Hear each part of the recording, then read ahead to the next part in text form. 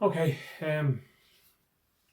Hi all. I know it's been a bit of a week or so since I sort of updated it in a while, but I thought I'd do a bit of a different one this time.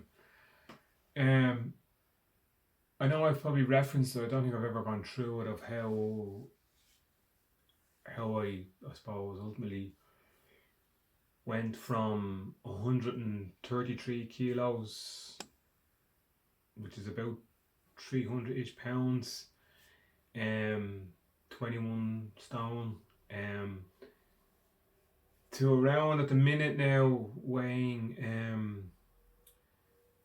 70, 78, 77, 78 kilos. It sort of fluctuates.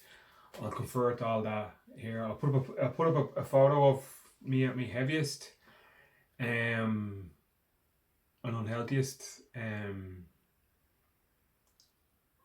I just thought I'd run through how I did it. So like this worked for me. Do your own research. I'm no doctor. I'm far from a doctor, far from a specialist. Like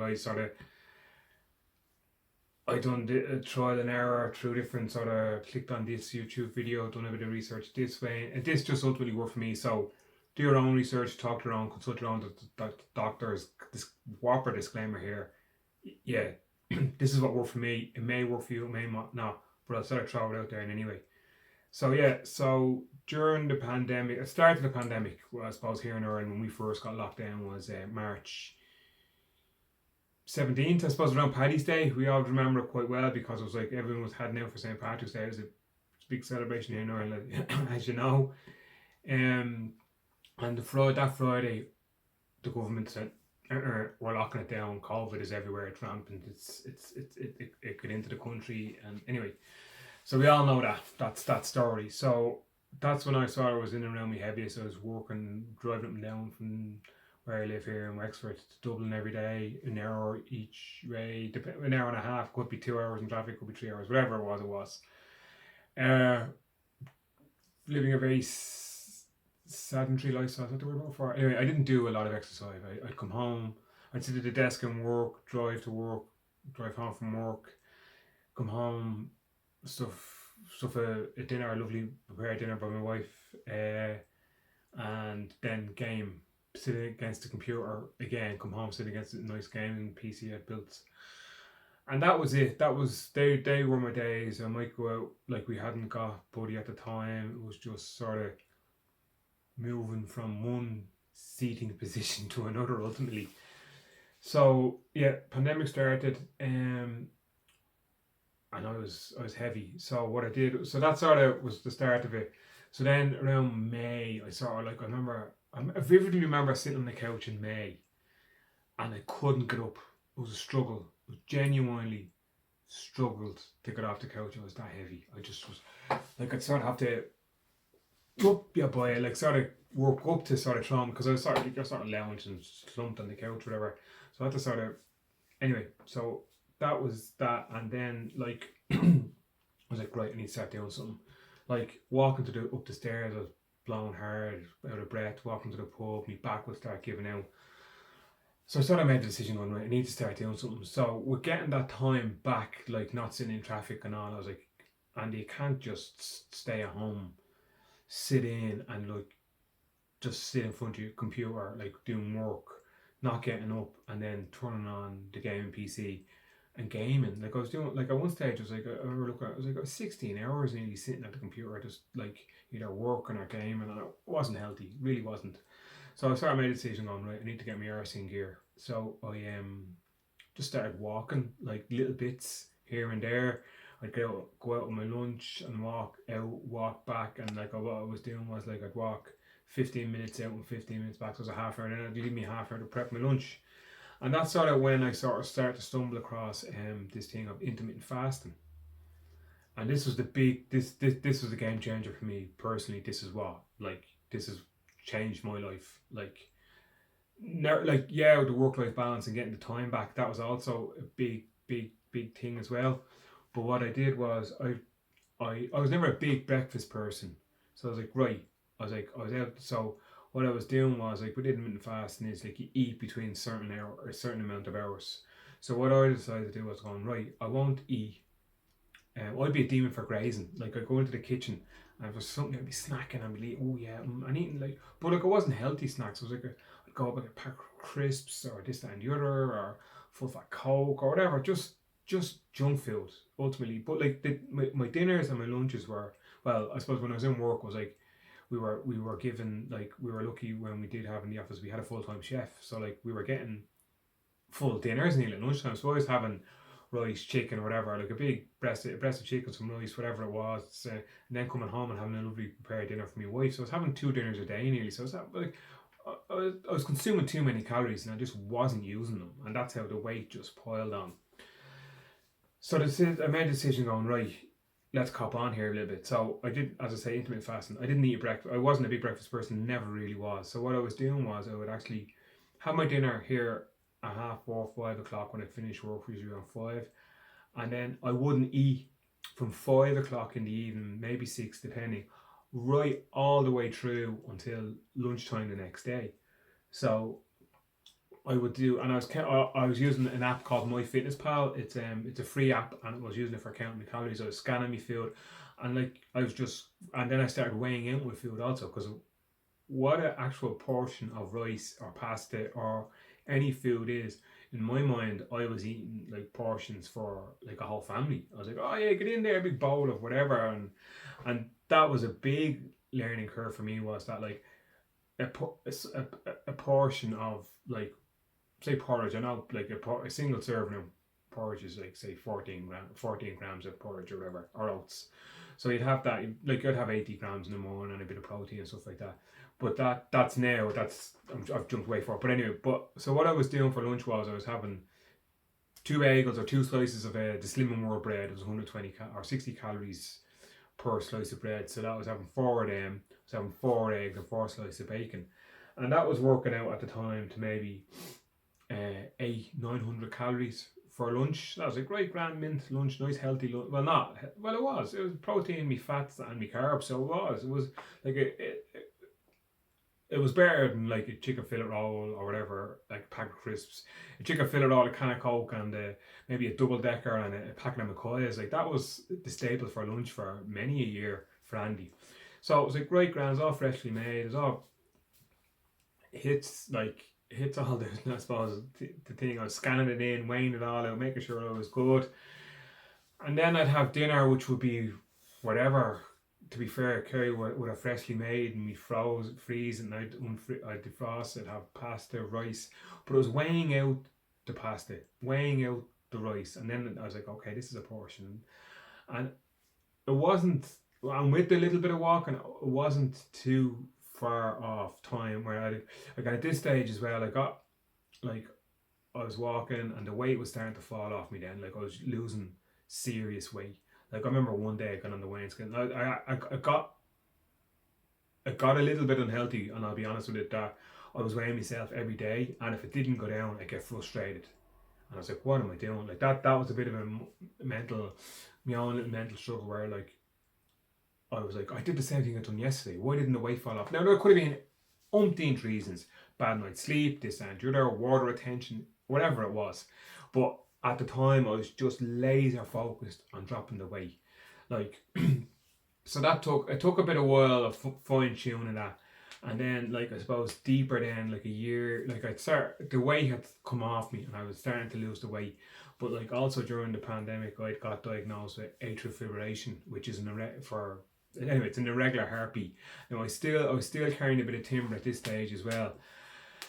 So I got diagnosed with that, and during I suppose the pandemic as well. Luckily enough, now I got diagnosed and treated with it. So they went in, had a cryoablation where they actually froze the muscles that were triggering irregularly. And like the doctor, I seen a specialist in Blackrock Clinic up in Dublin. He was like, the best thing for you for this is keep doing what you're doing and lose the weight. I was like, oh, okay, grand. And I'd seen a few other people they were wondering if I'd sleep apnea. And luckily enough, the only reason I didn't get a sleep apnea machine, I got sent in for a test now, is because I lay on my side and not my back. And that's when they're going, if you lay on your back, you are getting a sleep apnea machine. And that was sort of like, I really didn't want that. That would have been like, oh no, that would have been so soul destroying for me. So I kept doing what I was doing. The way it was working, coming off, I got the heart issue. I had a few other little hiccups with the heart. I ended up going back in the hospital into A&E after the atrial fibrillation or after the cryoablation. Sorry, after I got the operation with suspected stroke, but I then spent 4 days in cardiac care unit. It was okay. It was just, I suppose, just the recovery from the operation, the heart. Like it was weird because you didn't see a physical scar. It was like they went through your groin and up through one of your arteries. Like you're not there with a big wound, so you think you're okay mentally, but you're not. I was exhausted, so that took a couple of weeks to sort of recover from that, and then work had come around and said, okay, you can stay remote for the foreseeable future. So I said, all right. So that then the green light, we always wanted to get a dog, so we ended up getting Buddy. So he's 3 years with us now. Yeah, he was 3 in October, yeah, or in August. Sorry, he was just gone 3.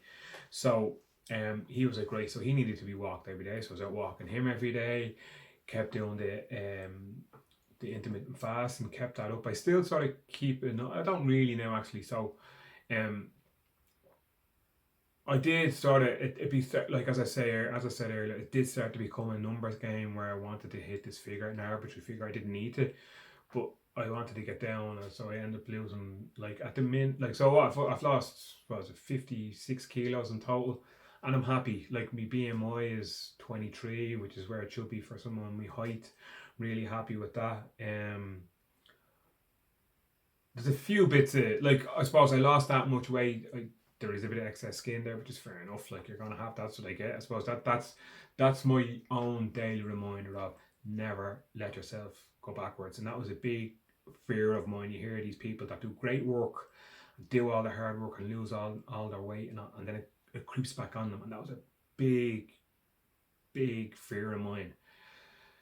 So then that leads into about a year ago where I was like, right, I was out walking the dog, the weight had come off me, I wanted to keep it off, and this and that. So I ended up getting into running. And that's, I suppose, where I ended up signing up for the marathon, got into that, and this, that, and the other. But yeah, that's a really quick, high level of how I did. Like, I suppose ultimately it was intermittent fasting. I sort of done all my eating in maybe a 5-6 hour window, and then I fasted. Like I drank water. You could have black coffee, so I drink black coffee. I don't have milk or sugar in it. I have a sweetener in my sugar in my coffee, so that sort of didn't trigger any day. Didn't kick me out of fasting, so I was able to do that. I ate like regular, like I'd eat my lunch, big lunch and a big dinner, and then I like whatever apples or snack, try and keep it healthy. But I also use my Fitness Pal app to like for me macros and stuff like that. No, I haven't done the free. I never bought it. Like the free is enough. You weigh it out, you scan your calories, and it tells you calories in. It's all about calories in versus calories out. Now you can't out exercise a bad diet. I'll say that. I think that like that's just it is what it is. But you can keep an eye on things. Like ultimately now with the marathon training I was doing, I've stopped doing the intermittent fasting. I still like stop eating around 5, 6, 7, and then but I have breakfast now, so I have a porridge, big porridge, oats, honey, blackberries, blueberries, whatever, raspberries thrown up together, mix it all, a bit of protein scoop and that protein powder, mix it all up, and I look forward to that in the morning. Usually have that around 9 with a coffee or whatever like that. And then I have a lunch which is now 2 bagels and 4 eggs, sort of together, which is I enjoy that. And then I'd have whatever for dinner, whatever is going on dinner, like maybe a homemade pizza, whatever like that, or whatever dinner it is. Like it could be burgers and chips. No, not takeaway, but like frozen chips, sweet potato chips, frozen chips, whatever's going. But it's just sort of keeping an eye on the intake. Like, because if something gets open in front of me, if you open a pack of crisps, it's gone. I'll be dealing for that. But anyway, I digress. So now, yeah, so that's a real quick overview of how I did it. My Fitness Pal was a godsend. Just getting it and be careful. But be careful. Whoever is thinking about it, whatever, it worked for me. I was weighing myself every day, and I got very focused in and got very frustrated and angry if it didn't work. Now I do weigh myself once a week now on a Friday, just to see, like, making sure everything's okay with it. It's more, It's more so on fueling me exercise, because what I noticed was I was doing that many miles. The miles have dropped off a little bit. All going well. I do Dublin Marathon on Sunday, and then I'm looking at maybe picking up. I got into bike cycling as well and things like that. So, um, the weight was falling off me. It was still not falling off me. The weight, I was still losing the weight when I didn't wanted to, because the marathon I was doing so many miles a week. I was up at one stage. I was up to 100k a week, I think, in mileage training. Now that's tapered off now a good bit. So I adjust calorie intake to that. But yeah, just don't get too. Yes, it's great to see the numbers go down. It really is, trust me. But just be really, really careful. It's not all about the number. It is, I suppose, in the moment it is all you care about. But remember, each day you're getting healthier. You're taking back ownership of you. Like I'll put up a picture of me again of when I was at my heaviest and I had my big beard and this, and like people thought I was in my 50s. Now like I'm 41, but like I'm still a few years off. But people genuinely thought I was in my 50s. Like, and I understand why, the grey beard, and I was big, like big man. Yeah, I couldn't go into like I was getting to the stage. I got that big. I couldn't go into a normal shop and get close. Like I was sort of on that brink of like I was 3XL, 4XL, 2XL, 3XL. Sorry, and 3XL is hard here to find. Is hard to find in Ireland, so you nearly have to go to them specialised shops, and that was frustrating. It was upsetting. But anyway, thankfully now, the weight's off me. Gonna like do my best to keep it off. You fluctuate. It goes up, it goes down. You win. You have wins. You have losses, and that's the thing. It's not a constant downward thing. You go up, you blip, like it's in a way things happen. But yeah, that's really quick how I lost my weight, my 56 kilos or whatever it was. Thanks for watching. Like and share. Next video will be like a Dublin Marathon recap, I suppose. Hopefully, because I'm carrying a few little needles from Chicago over. Hopefully, it'll be all good. But yeah, thanks. Take care and good luck.